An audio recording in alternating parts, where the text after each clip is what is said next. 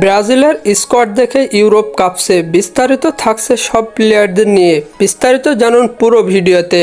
2026 বিশ্বকাপকে সামনে রেখে ব্রাজিল জাতীয় দল ঘোষণা করবেন তাদের সাম্প্রতিক স্কোয়াড। তবে এই স্কোয়াড প্রকাশের আগেই ইউরোপিয়ান ফুটবল মহলে আলোড়ন পড়ে গেছে।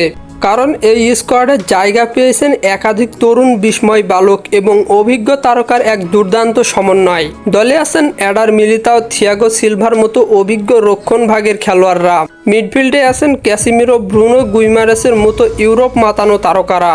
সবচেয়ে আলোচনায় আছেন আক্রমণ ভাগের খেলোয়াড়রা। নেইমার ইনজুরি কাটিয়ে দলে ফিরছেন। সঙ্গে আছেন ভিনিসিয়াস জুনিয়র, রদ্রিগো, রাফিনহা এবং গাব্রিয়েল মার্টিনেল্লি।